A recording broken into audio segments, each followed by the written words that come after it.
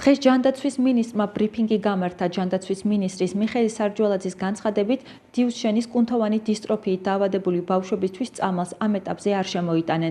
ამ საკითხზე მუშაობთ, თქვა საგანგებო ბრიფინგზე სარჯველაძემ. ყურადღების საგნად იქცა დიუშენის კუნთოვანი დისტროფიის მკურნალობასთან დაკავშირებული საკითხები.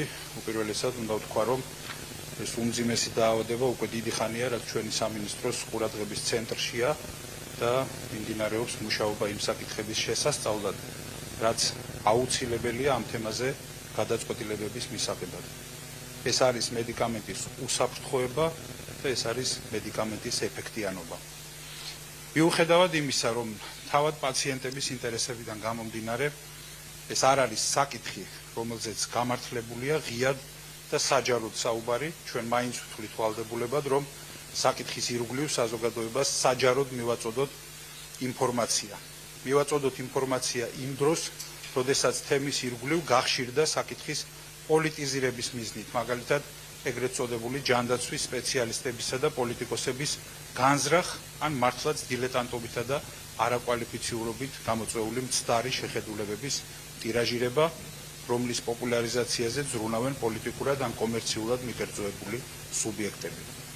ჩვენ ყველაფრის ღიად თქმისგან შეგნებულად კვლავ შევიკავებთ თავს, მაგრამ საზოგადოებას მოვახსენებთ იმას, რის თქმის უფლებაც ამ ეტაპზე გვაქვს. პირველ რიგში აღსანიშნავია, რომ მიუხედავად ამ თემაზე გამართულ ერთ-ერთ ბოლოდროინდელ შეხვედრაზე დაფიქსირებული ხისტი პოზიციისა, ან წამალი ან არაფერი, ჩვენ უწყვეტად განვაგრძობთ მუშაობას პაციენტთა ნაწილთან და მათი ოჯახის წევრებთან, ვისთვისაც აღნიშნულს მიღმაც მნიშვნელოვანია სხვა ყოველდღიური საჭიროებები. ვემუშავებით ასევე დარგის სპეციალისტებს, სამინისტრო ინტენსიურად გააგრძელებს ამ მუშაობას და გამოიყენებს მის ხელთ არსებულ ყველა შესაძლებლობას მკურნალობის ეფექტიანობის გასაზრდელადაც და ყველა სხვა საჭიროებების დასაკმაყოფილებლად. რამდენადაც ინტერესი მაღალია, ამიერიდან საზოგადოებას პერმანენტულად მივაწვდით ინფორმაციას ნებისმიერი სიახლის შესახებ, მათ შორის და მაგალითად საქართველოს მთავრობის ხდომაზე განსახილველად გაგზავნილია ცვლილების პროექტი, რომლის შედეგადაც ზოგიერთ სხვა იშვიათ დაავადებებთან ერთად დიუშენის პაციენტებსაც გაუფართოვდებათ ამბულატორიული თუ სტაციონარული თუ კვლევითი მომსახურება. დიუშენის განკურნებაზე პრეტენზიის მქონე მედიკამენტი დღეს მსოფლიოში არ არსებობს. არსებობს მხოლოდ მედიკამენტები, რომელსაც აქვს პრეტენზია დაავადების მიმდინარეობის ისეთ შენელებაზე, რითაც ეტლის საჭიროების ასაკი შეიძლება გადავადდეს 1-დან 3 წლამდე. აქვე იმედს გამოვთქვამ და მთელი გულით გულშემატკივრობ, რომ ახლო მომავალში ასეთი მედიკამენტი იქნება გამოგონებული, რაც უზრუნველყოფს ყველას ჯანმრთელობას. ახლა მოგახსენებთ მოკლედ მოთხოვნილი მედიკამენტების შესახებ.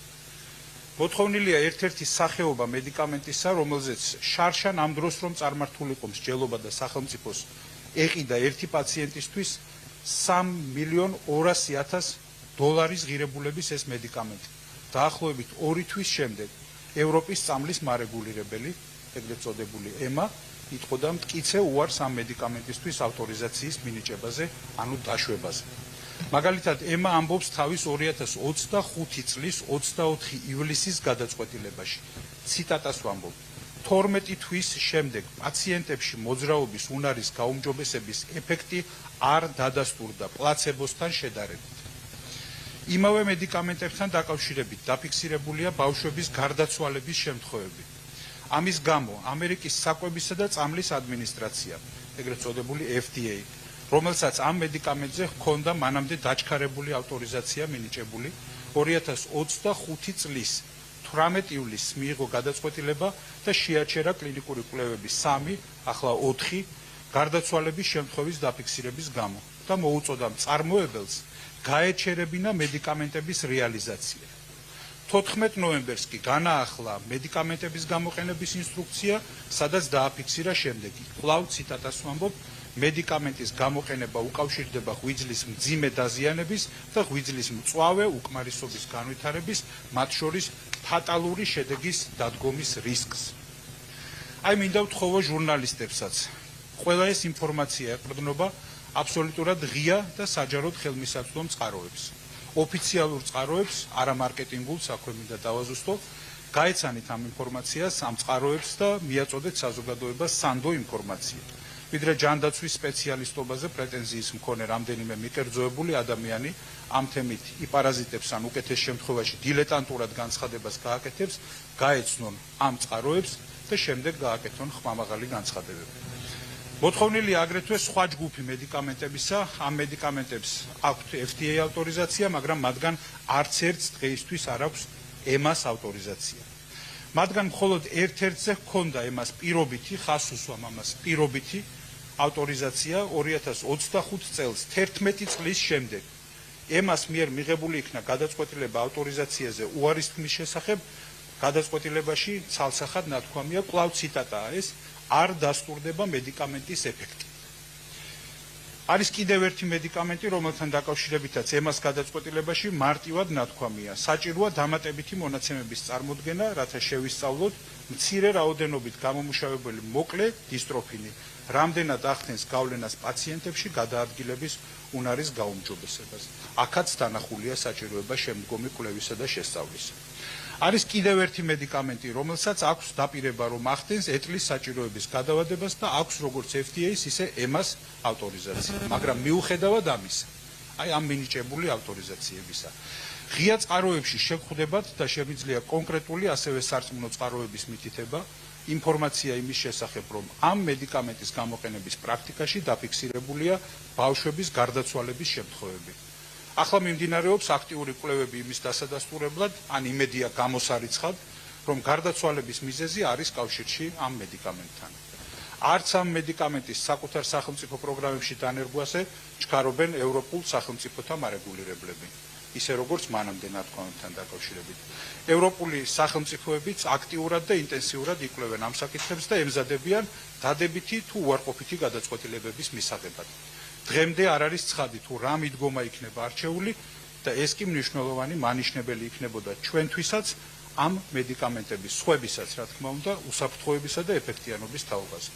მაგრამ ახლა, ვიდრე ევროპული სახელმწიფოებიც იკვლევენ და ვერ ჩქარობენ გადაწყვეტილების მიღებას, ვერც ერთ სახელმწიფოზე ვერ ვიტყვი, რომ ამ დრომდე არ დანერგვის მიზეზი მათ შემთხვევაში ის არის, რომ ან ვერ იმეტებენ მაგალითად ყოველწლიურად $700,000 წამალს თითოეული პაციენტისთვის, ევროპული ეს სახელმწიფოებიც ამ საკითხს უდგებიან გონივრული სიფრთხილით. ამრიგად მოთხოვნა წამოყენებულია წამლებზე, რომელთა ფუნქციაც არის არა სიცოცხლის გადარჩენა, არა განკურნება, არც სიცოცხლის გახანგრძლივება, ასეთი ფუნქციის მქონე მედიკამენტების გამოჩენას ყველა ველოდებით და გულშემატკივრობთ. არამედ ამ მედიკამენტების ფუნქცია არის მხოლოდ ის, ოღონდ აქაც კითხვის ნიშნებია, რომ გადაავადოს ეტლის საჭიროება. აქვე ვიტყვი, რომ თავისთავად ესეც მნიშვნელოვანი შედეგია, მნიშვნელოვანი შედეგი იქნებოდა, რომ არ არსებობდეს კითხვები მისი ეფექტიანობის და უსაფრთხოების შესახებ. მაგრამ არ იქნება სწორი, რომ ამ მედიკამენტებზე ჰქონდეს არასწორი მოლოდინი, რომ მას შეუძლია განკურნება ან სიცოცხლის გახანგრძლივება. ამრიგად, სამინისტრო გააგრძელებს მუშაობას როგორც მედიკამენტების უსაფრთხოების და ეფექტიანობის შესწავლის მიმართულებით, ისე ყველა სხვა საჭიროებაზე რეაგირების მიმართულებით და ეს ეხება არა მხოლოდ ამ კონკრეტულ დაავადებას, არამედ პარალელურად გრძელდება მუშაობა სხვა იშვიათ თუ არაიშვიათ დაავადებასთან ბრძოლის მიმართულებით. სხვას არც არაფერს არ მოველოდით ბატონი მინისტრისგან, იმიტომ რომ წელიწადნახევარი სულ ამას აღღერებს და ეხლაც უკვე დაამტკიცა, რომ ყველა წამალს ხაზი გადაუსვო, ყველა მედიკამენტს და გვთავაზობს დეფლაზაკორტს, რომელსაც იმდენი უკუჩვენება აქვს, რომ არ ვიცი, იმ წამლებს საერთოდ არ აქვს ეგეთი უკუჩვენება. თუ EMA არ აქვს გავლილი ევროპაში როგორ მიიღეს, ხო ჩვენ ბავშვებმა, ქართველმა ბავშვებმა, რომლებიც არიან იქ და ფაქტი გვაქვს. არსებობს ხო ნამდვილი ადამიანები, ვინც იღებენ და შედეგები კარგი აქვთ. არ ვიცი ამ მინისტრის განცხადება რას ნიშნავს. ესე იგი, გვთავაზობს რას, მარტო ჰორმონი მივიღოთ და მეტი არაფერი და ეს გადაგვივადეს რამდენი წლით, 2 წლით, მხოლოდ სიცოცხლეს. ეს მიუღებელია ჩვენთვის, ჩვენ გვაქვს დავამტკიცებთ, რომ ეს წამლები არის აუცილებლად მისაღები და შედეგიანი. ერთ-ერთი პრეპარატი საქართველოში შეცხობ არის რეგისტრირებული. კი, ეგზონსკიპინგი რეგისტრირებულია. როგორ გაიარა რეგისტრაცია, თუ ეხლა სწავლობენ უსაფრთხოებას, მაშინ რანაირად გაიარა რეგისტრაცია ამ მედიკამენტებმა? მოვისმინეთ ბატონი მინისტრის განცხადება, სადაც აღნიშნავს, რომ ეს პრეპარატები, რომლებიც აღიარებულია მსოფლიო ფარმაცევტულ ბაზარზე, არ არის ეფექტური. და პირდაპირ გაგებით მან როგორც გადმოგცა, ეს პრეპარატები არის ამ ბავშვებისთვის მომაკვდინებელი. ამიტომ ბატონ მინისტრს ვთხოვთ, რომ დეტალურად შეისწავლოს და წვდომა ქონდეს იმ კომპანიებთან, და იმ ქვეყნებთან, სადაც ამ წამლების ეფექტურობა დადასტურებულია, დასაბუთებულია და ინფორმაცია მოიძიოს ჩვენი მშობლებიდან, რომლებიც საზღვარგარეთ ცხოვრობენ, არიან ამერიკის მოქალაქეები, არიან ევროპის მოქალაქეები და მათგან მიიღოს უშუალო ინფორმაცია, მაგალითად ჩვენი მშობელი, ბავშვი, რომელიც არის ამერიკის მოქალაქე, ბავშვი, რომელიც ვერ გადაადგილდებოდა, ანუ ერთ სართულსაც ვერ გაივლიდა, ელევიდისის მიღების შემდეგ ბავშვმა 9 სართული თავისუფლად გაიარა. ანუ ამაზე ვითხოვთ პასუხს. მან ყველა პრეპარატი გაანულა, ასე ვიტყოდი, ასე აღნიშნავდი და დაგვტოვა მხოლოდ ჰორმონების იმედად. ანუ რა პრეპარატებიც არსებობს, ანუ ყველა პრეპარატი ყოფილა თურმე მომაკვდინებელი და დაგვტოვა მხოლოდ და მხოლოდ ჰორმონის მოხმარებაზე, რომელსაც აქვს ძალიან ბევრი გვერდითი ეფექტი. ბავშვებს ასივებს, მოქმედებს ძვლებზე და ასე შემდეგ. მან ფაქტიურად პასუხი ვერ გაგვცა და ჩვენ ვერ მივიღეთ მისგან დასაბუთებული პასუხი. მან როგორც ჩანს, არ ვიცი, ზედაპირულად მიღებული ინფორმაცია გადმოგცა. ჩვენ, რა თქმა უნდა, გავაგრძელებთ პროტესტს, რადგან ეს არ არის ჩვენთვის მისაღები პასუხი.